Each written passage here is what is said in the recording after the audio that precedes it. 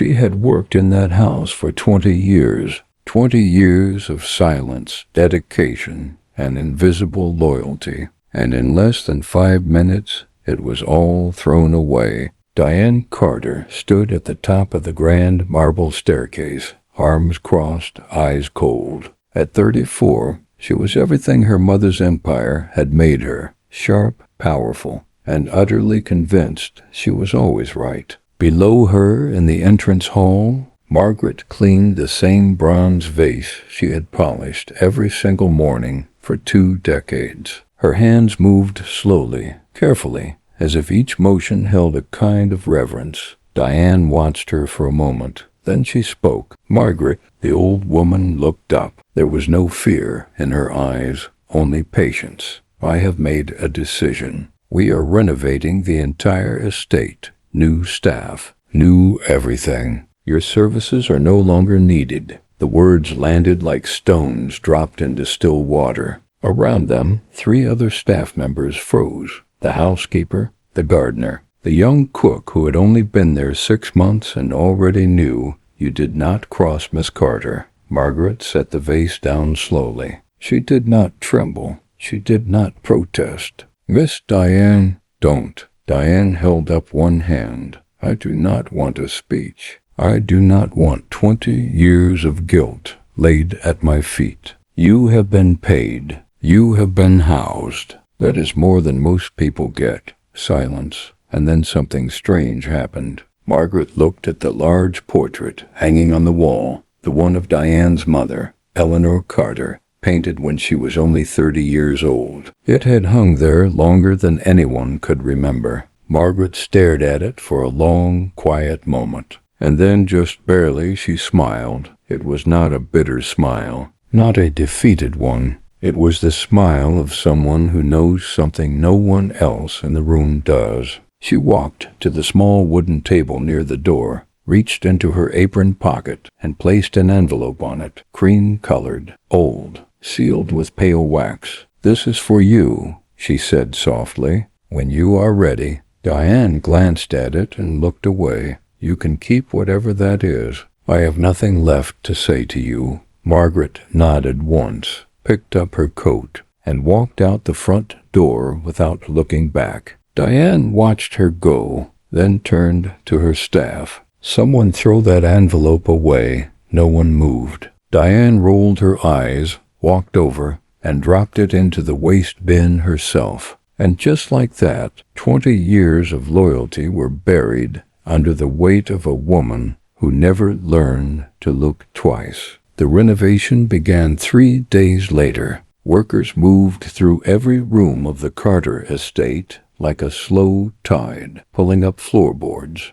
opening ceilings, stripping wallpaper that had been there since Diane was a child. She barely noticed. She was in back-to-back meetings, managing 3 acquisitions and a hostile press cycle. The house was a project, nothing more. But on the 4th day, one of the workers knocked on her office door. Miss Carter, you need to see this. He led her to a room in the east wing, her mother's old sitting room, now gutted to the frame. The plaster had been removed from one wall, and there behind it was a cavity, a hidden space no bigger than a wardrobe. Inside a wooden box. Diane opened it herself. Inside the box were photographs, dozens of them, old, black and white, color from the 80s and 90s, and in almost every single one, 2 women, side by side, laughing, embracing, sitting together at kitchen tables,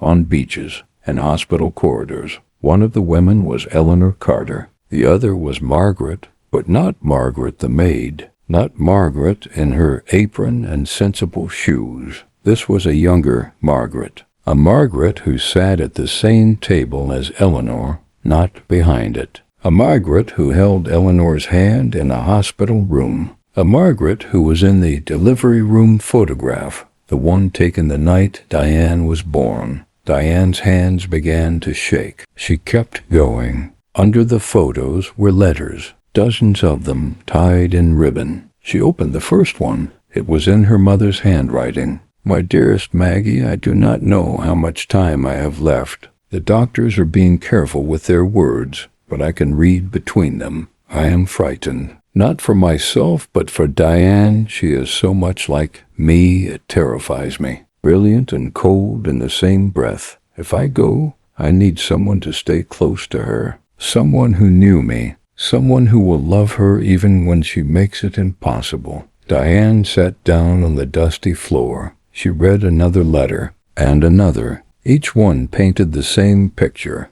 Eleanor and Margaret had been best friends since childhood. Not employer and employee, not patron and servant. They had grown up together on the same street in Baltimore before money changed everything. Before Eleanor married into the Carter dynasty, and Margaret, too proud to take charity, insisted on being paid for her work rather than simply given a room. She will never know you are there for her sake, Eleanor had written in one letter. She will think you are just the help, and maybe that is better. Maybe she will let you close in ways she never would if she knew the truth. Diane pressed the letter to her chest. Her mother had been sick for years before she died. She had hidden it. She had arranged everything quietly, carefully, and she had placed the one person she trusted most into her daughter's home, disguised as an employee to watch over a girl who never knew she was being loved from a distance for 20 years. And Diane had thrown her away like she was nothing. She stood up, walked to the window. Outside, the garden was being redesigned. Rose bushes her mother had planted being torn up and replaced with modern landscaping. She thought about the envelope. She ran. The waste bin in the entrance hall had already been emptied. Diane found the housekeeper in the kitchen. The envelope, the one I threw away 4 days ago, where is it? The woman hesitated. I kept it, Miss Carter. I am sorry. I knew I should not have, but it felt wrong to throw it away. Where is it? She retrieved it from her own room. Diane took it with both hands, and for a long moment she just stood there in the hallway, holding it the way you hold something you are afraid to open. Then she broke the seal. Inside was a letter, 2 pages, handwritten. The paper was old, the ink slightly faded at the edges, but the handwriting was unmistakable. Eleanor Carter, her mother, she read. My darling Diane, if you are reading this, then Margaret has kept her promise. She always keeps her promises. It was the thing I loved most about her and the thing that drove me absolutely mad. Diane let out a sound she did not recognize as her own voice. By now you have probably dismissed her, or she has quietly stepped away after too many years of your stubbornness. Do not be offended. You come by it honestly. But I need you to understand something, and I need you to sit down before you read the next part. Diane was already on the floor. Margaret Williams is not your maid. She never was. She is the woman who held my hand when your father left. She is the woman who drove me to every single chemotherapy appointment I never told you about. She is the woman who was there the night you were born,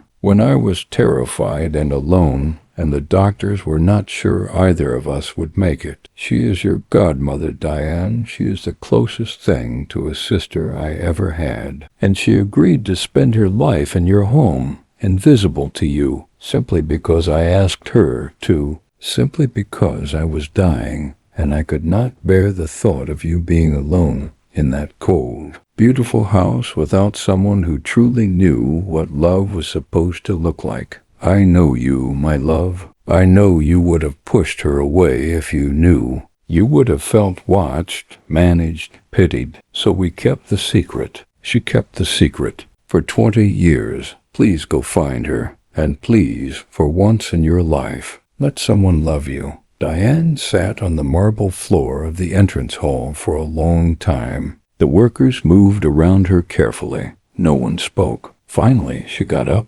went to her car, drove across the city to the small apartment where Margaret had given her forwarding address to the payroll department, a detail Diane had never bothered to look at before today. She knocked. The door opened. Margaret stood in the doorway in a simple house dress, reading glasses on her nose, a dish towel in her hand. Behind her, Diane could see a small kitchen, and sitting at the table, drawing with crayons, was a little girl, maybe 7 years old, dark braids, a gap-toothed smile directed at whoever was at the door. "That is my granddaughter," Margaret said quietly. "Emma. She comes on Thursdays." Diane looked at the child, then at Margaret, then at the dish towel in her hands, the same quiet dignity, no matter where she was. And something inside Diane Carter, something that had been sealed shut for a very long time, finally cracked open.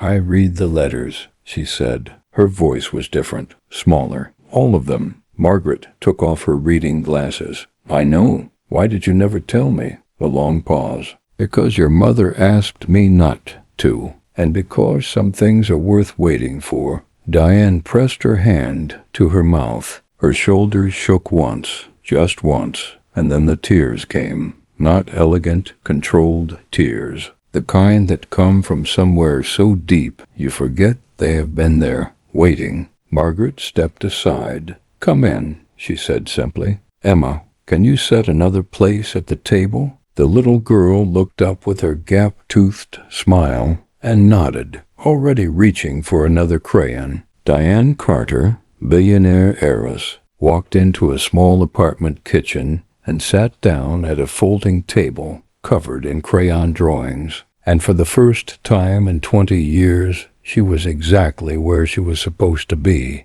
We spend so much of our lives measuring people by their titles, by their uniforms, by what they appear to be rather than who they actually are. Margaret Williams spent 20 years being looked through, invisible by design, silent by love. She never asked for recognition. She never demanded to be seen. She simply stayed, because that is what real love does. It stays, even when it is not thanked, even when it is not noticed, even when it is thrown away. The question this story leaves us with is not about Diane. It is about us. Who in your life has been standing quietly in the background, loving you in ways you have not taken the time to see? Look again before it is too late.